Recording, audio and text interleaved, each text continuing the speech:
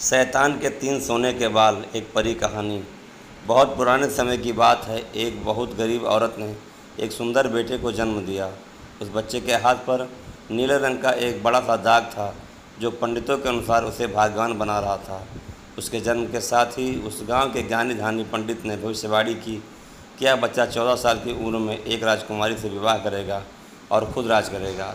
एक दिन ऐसा हुआ कि एक राजा शिकार खेलते हुए रास्ता भूलकर उसी गांव में आया जहां उस बालक का जन्म हुआ था।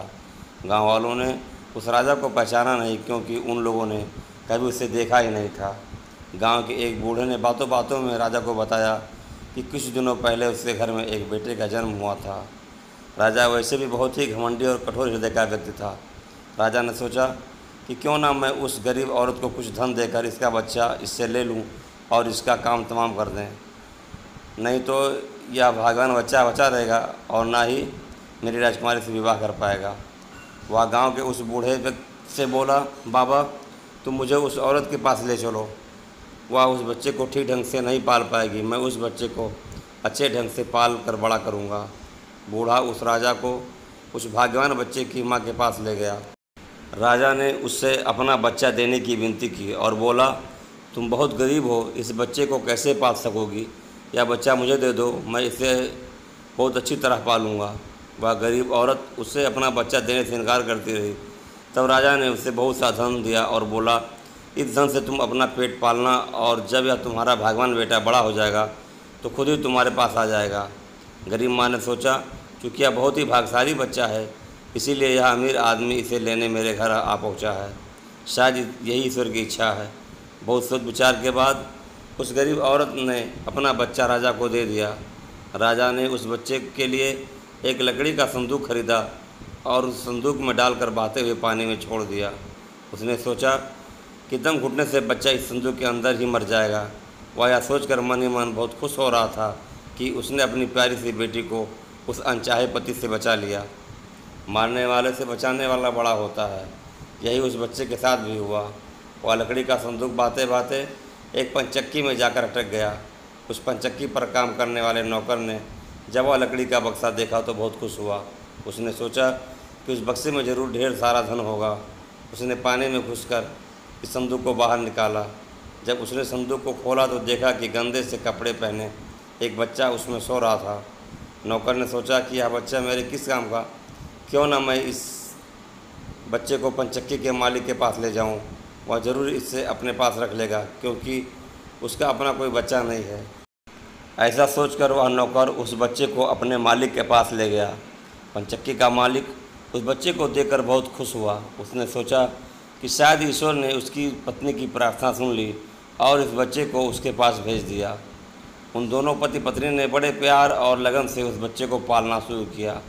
जैसे जैसे वह बच्चा बड़ा होता गया, उसके चेहरे पर तेज आता गया।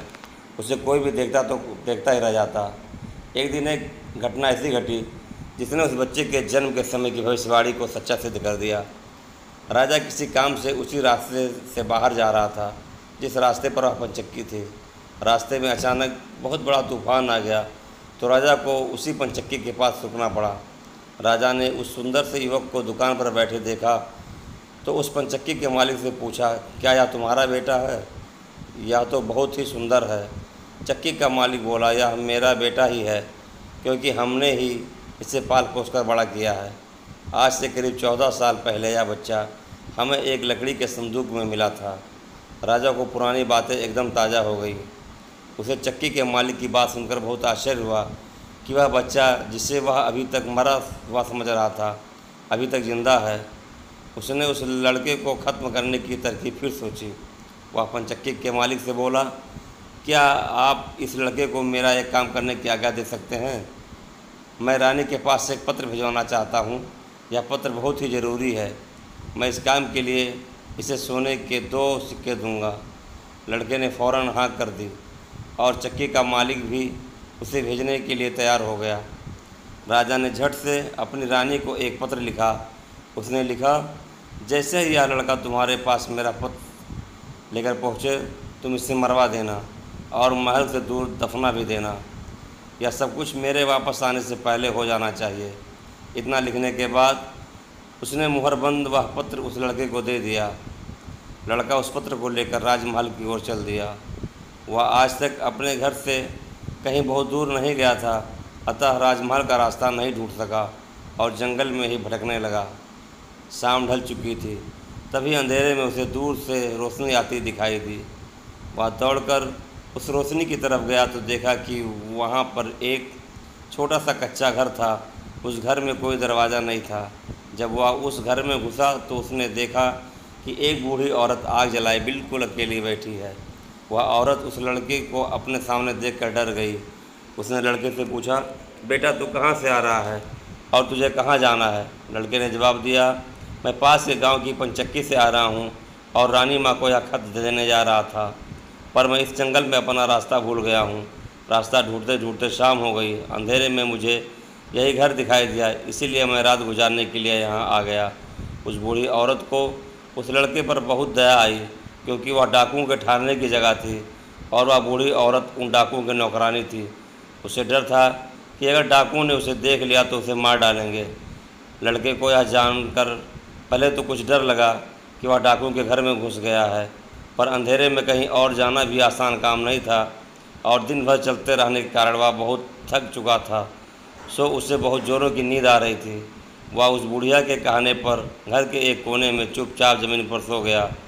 आधी रात के बाद जब डाकू उस घर में आए तो किसी और को अपने घर में सोता देखकर अपनी नौकरानी पर बहुत गुस्सा करने लगे। बूढ़ी नौकरानी ने उन्हें सारी बात बता दी और वह चिट्ठी भी डाकुओं के सरदार के हाथ पर रख दी, जो उस लड़के ने उसे दिखाई थी। राजा की मोहर देखकर उन डाकुओं को उस चिट्ठी पर कुछ शक हुआ। सरदार ने बड़ी सावधानी से उस चिट्ठी को खोलकर पढ़ा तो सोते हुए उस लड़के पर उसे बहुत तरस आया। उसने उस चिट्ठी को फाड़ दिया और एक दूसरी चिट्ठी उसमें रख दी। उस चिट्ठी में लिखा था कि जैसे ही यह लड़का राजमहल में पहुँचे तुम इस लड़के से अपनी राजकुमारी का विवाह कर देना। यह काम मेरे वापस आने से पहले ही पूरा हो जाना चाहिए। यह खत उन्होंने उस लड़के के सामने रख दिया और सुबह होने से पहले ही डाकू वहाँ से चले गए। सुबह जब वह लड़का सोकर उठा तो उस बूढ़ी ने उसे कुछ जलपान कराया। फिर वह लड़का राजमहल की ओर चल पड़ा। राजमहल पहुंचकर उसने वह खत रानी माँ तक पहुंचा दिया।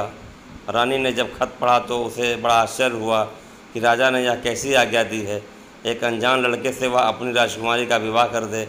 खत पर राजा की मोहर लगी हुई थी, अतः यह कोई धोखा भी नहीं हो सकता। राजा के वापस आने से पहले ही उसे अपनी बेटी का विवाह इस लड़के से करना था। रानी ने लड़के को अपने पास बुलाया। उसका भोला भाला और सुंदर चेहरा उसे बहुत पसंद आया और उसने अगले ही दिन उससे अपनी बेटी का विवाह कर दिया। लड़का राजकुमारी के साथ सुख से उस महल में ही रहने लगा। कुछ महीनों बाद राजा वापस अपने राजमहल में आया तो उस लड़के के बारे में जानने के लिए बहुत उत्सुक था, पर उसे जब यह पता लगा कि रानी ने राजकुमारी का विवाह उसी लड़के से करवा दिया है तो उसे बहुत गुस्सा आया। जिस बात को वह नहीं होने देना चाहता था उसकी पत्नी ने वैसा ही कर दिया। उसने अपनी पत्नी से वह खत मांगा। राजा ने उसमें उस लड़के से राजकुमारी के विवाह की बात लिखी देखकर हतप्रभ रह गया। उसे लड़के पर शक हुआ कि वह पढ़ा लिखा है, ज़रूर रास्ते में खत बदल दिया होगा। उसने लड़के को अपने पास बुलवाया और उसे सच्चाई बताने की आज्ञा दी। लड़का बोला, हे राजन, मुझे कुछ भी नहीं पता कि इस खत में आपने क्या लिखा था, क्योंकि मैं तो इसे ऐसा ही लेकर आ गया। हाँ, जंगल में मैंने एक पुराने घर में रात गुजारी थी, क्योंकि मैं राजमहल का रास्ता नहीं ढूंढ पाया था और जंगल में भटक गया था। राजा को उस लड़के की बात पर विश्वास नहीं हुआ। वैसे भी राजा को उस लड़के से बहुत नफरत थी। वह नहीं चाहता था कि उसकी बेटी से शादी करने के बाद वह इस राज का राजा बने। वह लड़के से बोला, मेरी गैर हाजिरी में रानी ने मेरी बेटी की शादी तुम कंगाल से कर दी है, पर मैं इसे शादी को तब तक अपनी सहमति नहीं दूंगा जब तक तू मुझे शैतान के 3 सोने के बाल नहीं ला कर देगा। जब तू ये 3 सोने के बाल मुझे देगा तभी सही मायने में उसका पति बन पाएगा। राजा ने ऐसी असंभव शर्त इसलिए रखी थी कि 3 सोने के बाल ढूंढते ढूंढते यह लड़का कहीं मर खप जाएगा। इस प्रकार उसे इस लड़के से अपने आप छुटकारा मिल जाएगा। अब लड़के के आगे राजा की आज्ञा का पालन करने के अलावा कोई और रास्ता नहीं था, क्योंकि अगर वह राजा की आज्ञा का उल्लंघन करेगा तो भी राजा उसे मरवा देगा। इससे अच्छा है कि बाहर जाकर ढूंढने पर शायद वह 3 सोने के बाल लाने में सफल हो जाए। वह अगले दिन वो अंधेरे ही शैतान के सोने के बाल ढूंढने निकल पड़ा। चलते चलते वह एक बड़े शहर में पहुंचा। शहर की सीमा पर एक बड़ा सा गेट था जिस पर हथियारबंद सिपाही पहरा दे रहा था। सिपाही ने उस लड़के से पूछा, तुम्हारा क्या नाम है? क्या तुम कुछ समझते और जानते हो? लड़का बोला, मैं सब कुछ समझता हूँ और जानता हूँ। सिपाही बोला, अगर तुम सब कुछ जानते हो तो हम पर भी एक मेहरबानी करो। हमें भी बताओ कि शहर की सीमा में यह जो कुआं है, पहले इससे मीठा पानी निकलता था, पर अब इसमें पानी ही नहीं है, या सूख गया है, क्यों? लड़का बोला, अभी तुम थोड़ा सब्र करो, जब मैं अपना काम ख़त्म करके वापस आऊँगा तो तुम्हें बताऊँगा। इतना कहकर वह गेट से निकल कर आगे गया। उसके बाद वह दूसरे शहर के बड़े से गेट के पास पहुँचा तो वहाँ पर भी एक हथियारबंद सिपाही पहरा दे रहा था। उस सिपाही ने भी उस लड़के से पहले वाले सिपाही जैसा सवाल पूछा तो लड़के ने उसे भी वही जवाब दिया। सिपाही बोला, अगर तुम सब कुछ समझते और जानते हो तो कृपया करके मुझे इतना बताओ कि इस शहर की सीमा पर जो सेब का पेड़ लगा है उसमें पहले सोने के सेब लगते थे, पर अब यह पूरी तरह सूख गया है, अब इसमें पत्तियां भी नहीं लगती, ऐसा क्यों? लड़का बोला, थोड़ा इंतज़ार करो, अपना काम पूरा करके आने पर मैं इसका जवाब तुम्हें बताऊंगा। इतना कहकर वह आगे चल दिया और चलते चलते तीसरे शहर की सीमा पर पहुंचा तो वहां पर एक बड़ी सी नदी थी जिसमें एक छोटी सी नाव थी और एक नाविक उस पर बैठा था। नाविक ने उससे पूछा, तुम यहाँ क्यों आए हो और यहाँ के बारे में क्या समझते जानते हो? लड़का बोला, मैं सब कुछ जानता हूँ। नाविक बोला, अगर तुम सब कुछ समझते और जानते हो तो कृपया करके मुझे बताओ कि आने जाने के इस काम से मुझे छुटकारा कैसे मिलेगा? लड़का बोला, इस सवाल का जवाब मेरे वापस आने पर तुम्हें ज़रूर मिलेगा, पर पहले तुम मुझे नदी पार करवाओ। नाविक ने उसे अपनी नाव पर बैठाकर दूसरे किनारे पर छोड़ दिया। जैसे ही वह नदी के दूसरे किनारे पर गया, उसे वहाँ नीचे की ओर जाने वाला कच्चा और अंधेरा सा रास्ता दिखाई दिया। वह उसी रास्ते पर चल पड़ा। काफ़ी नीचे पहुँचने पर उसे एक बूढ़ी औरत आंगन में बैठी हुई दिखाई पड़ी। जैसे ही उसने उस घर में प्रवेश किया तो उस बूढ़ी औरत ने उससे पूछा, अरे बच्चे, तू कौन है और यहाँ पर क्यों आया है? तुझे पता नहीं कि यहाँ पर शैतान रहता है? लड़का बोला, मैं ठीक जगह पर आ गया हूँ, अब तुम मेरी सहायता करो। मुझे शैतान के सिर के 3 सोने के बाल चाहिए, नहीं तो मुझे मेरी पत्नी वापस नहीं मिलेगी। वह बूढ़ी औरत बोली, बेटा, या तो तेरी बहुत बड़ी मांग है, इसे पूरा करना इतना आसान नहीं है। जब राक्षस घर वापस आकर तुझे यहाँ देखेगा तो कच्चा ही चबा जाएगा, इसलिए मुझे तेरी रक्षा करनी पड़ेगी। उस बूढ़ी औरत को लड़के पर तरस आ गया। उसने चीटा बनाकर उसे अपनी स्कर्ट के चुंडट में छुपा लिया। लड़का बोला, बूढ़ी माँ, मुझे आपसे 3 सवालों के जवाब भी पूछने हैं। पहला सवाल है, एक कुआं जिसमें पहले शरबत की तरह मीठा पानी निकलता था, आजकल क्यों सूख गया है? दूसरा सवाल है कि एक सेब का पेड़ जिस पर पहले सोने के सेब लगते थे, अब उस पर पत्ते भी नहीं लगते, वह पेड़ क्यों सूख गया है? तीसरा सवाल है कि एक नाविक को हमेशा इधर से उधर जाना पड़ता है, उसे इससे छुटकारा क्यों नहीं मिलता? बूढ़ी धामा बोली, ये तीनों बड़े कठिन सवाल हैं, इन सवालों के जवाब भी हमें राक्षस से ही मिल सकते हैं। मैं तेरे लिए यह कोशिश भी ज़रूर करूँगी, पर अब तू चुपचाप छुप जा, नहीं तो ज़िंदा नहीं बच सकता। शाम को राक्षस घर पहुंचा। अंदर घुसते ही उसने शोर मचाना शुरू कर दिया, मुझे अपने घर में किसी मनुष्य की गंध आ रही है, आज ज़रूर कुछ गड़बड़ है, यहाँ कौन आदमी आया था? इतना कहकर उसने पूरे घर में झाँक कर देखा, पर उसे कोई भी मनुष्य नहीं मिला। उसकी धाय माँ उस पर गुस्सा करने लगी और बोली, अभी कुछ देर पहले ही तो मैंने पूरा घर साफ़ किया है, मुझे तो यहाँ कोई मनुष्य नहीं दिखाई दिया, लगता है तेरी नाक में ही मानसगंध घुस गई है। चुपचाप आराम से बैठ और भोजन कर। राक्षस को जब कोई मनुष्य नहीं मिला तो उसे अपनी धाय माँ की बात पर विश्वास करना पड़ा। वह चुपचाप खाना खाकर वहीं ज़मीन पर बिछी चटाई हुई बड़ी सी चटाई पर लेट गया। लेटते ही उसे नींद आ गई। उसकी धाय माँ भी आज उसके पास बिछी दूसरी चटाई पर लेट गई, क्योंकि आज उसे उस राक्षस के बालों से उसके सोने के 3 बाल तोड़ने थे। जब राक्षस नींद में ज़ोर ज़ोर से खर्राटे लेने लगा तो धामा ने उसके सिर से सोने का एक बाल उखाड़ लिया। राक्षस दर्द से करा उठा। ओ माँ, तू यह क्या कर रही है? मेरे बाल क्यों खींच रही है? धामा बोली, बेटा, मैंने अभी भयंकर सपना देखा था तो डर के मारे तेरे बाल पकड़ लिए। राक्षस बोला, ऐसा कौन सा सपना था जिससे तू इतना डर गई? बूढ़ी धामा बोली, मैंने सपने में देखा कि बाजार वाला कुआं जिससे शरबत निकलता था अब सूखा पड़ा है। इसमें किसका कसूर है? राक्षस बोला, इससे सिवाय मेरे कोई नहीं जानता। उस कुएं के नीचे एक बड़ा सा मेढक रहता है। अगर उस बड़े से मेढक को मार दिया जाए तो उस कुएं से फिर शरबत निकलना शुरू हो जाएगा। इतना कहकर राक्षस फिर जोर जोर से खर्राटे भरने लगा। धामा को जब विश्वास हो गया कि राक्षस पूरी तरह से सो गया है तो उसने उसके सिर से सोने का दूसरा बाल उखाड़ लिया। राक्षस फिर जोर से चीखा, ओ माँ, या तू क्या कर रही है? धामा बोली, बेटा, बुरा मत मान, मैंने फिर से एक अजीब सा सपना देखा था, तभी डर के मारे तेरे बाल मेरे हाथ में आ गए। राक्षस ने पूछा, ऐसा कैसा सपना था जिससे तू इतना डर गई थी?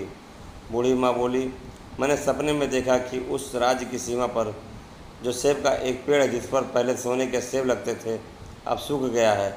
इसके सूखने का क्या कारण है? राक्षस बोला, इस पेड़ की जड़ में एक चूहा रहता है जो इसकी जड़ों को काटता रहता है। अगर उस चूहे को मार दिया जाए तो वह पेड़ फिर से सोने के सेब देने लगेगा। पर अब तू मुझे अपने सपनों से परेशान मत कर, मुझे चैन से सोने दे। इतना कहकर थोड़ी देर बाद वह राक्षस फिर से जोर जोर से खर्राटे लेने लगा। जैसे ही बूढ़ी माँ को लगा कि राक्षस सचमुच सो गया है तो उसने तीसरी बार सोने का बाल उखाड़ लिया। अब तो राक्षस गुस्से से आग बबूला हो गया और धामा को खरी खरी सुनाने लगा। धामा उसे शांत करने की कोशिश करने लगी, फिर बड़े प्यार से बोली, बेटा, मैं इन अजीब अजीब सपनों का क्या करूं? अभी मैंने फिर से एक अजीब सा सपना देखा। राक्षस बोला, ऐसा कौन सा सपना देखा? जल्दी कहा, मुझे ज़ोर से नींद आ रही है। बूढ़ी माँ बोली, मैंने सपने में देखा कि मुझसे एक नाविक शिकायत कर रहा था कि उसे हर समय इधर से उधर जाना पड़ता है। उसे इससे छुटकारा क्यों नहीं मिलता? इसमें उसका क्या कसूर है? राक्षस बोला, वह नाविक मूर्ख है। जिस दिन वह किसी और आदमी के हाथ में अपना चप्पू दे देगा उससे हर रोज़ के आने जाने से छुटकारा मिल जाएगा। इतना कहकर राक्षस फिर से अपनी चटाई पर लेट गया और खर्राटे लेने लगा। अब धामा ने उस लड़के को अपने स्कर्ट से निकाला और उसे 3 सोने के बाल देकर बोली, अपने तीनों सवाल के जवाब तो तू सुन ही चुका है। अभी ये ले 3 बाल और तुरंत यहाँ से भाग जा।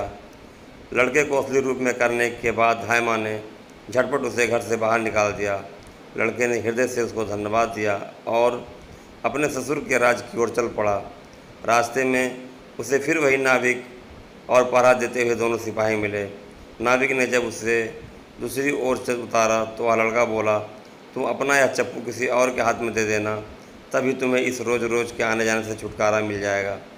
जब सिपाही को उसके प्रश्न का उत्तर बताया तो उसने बहुत सा धन एक गधे पर लाद कर उस लड़के को इनाम के रूप में दिया। वह उस धन से लदे हुए गधे को लेकर जब पहले सिपाही के पास पहुंचा तो उसे भी उसके प्रश्न का उत्तर बताया। उस सिपाही ने भी बहुत सा धन एक गधे पर लाद कर उसको इनाम दिया। अब वह सोने के 3 बाल और 2 गधों पर ढेर सारा धन लेकर अपने ससुर के पास पहुंचा तो उसे देखकर राजा हैरान रह गया। तीनों बाल और धन से भरे हुए 2 गधों को देखकर राजा ने उससे पूछा, तुम्हें यह इतना ढेर सारा धन कहाँ से मिला? लड़का बोला, मैं नदी के उस पार गया था, वहाँ मुझे बहुत सारा धन मिला, उसमें से कुछ धन मैं अपने साथ ले आया। राजा को लालच आ गया। वह लड़के से बोला, क्या मैं भी नदी के उस पार से तुम्हारे तरह कुछ धन ला सकता हूँ? लड़का बोला, क्यों नहीं। उस नदी में नाव पर एक नाविक बैठा है जो अपनी नाव से आपको उस पार ले जाएगा, पर आप उसका चप्पू उससे लेकर नाव को खुद चलाएंगे तो नदी की दूसरी ओर पहुंचकर ढेर सारा धन ले आएंगे। लालची राजा इतना सुनकर नदी की ओर चल पड़ा। वहाँ सचमुच ही एक छोटी सी नाव पर एक नाविक बैठा था। राजा उस नाविक के पास गया और उसके हाथ से उसका चप्पू लेकर खुद नाव चलाने लगा।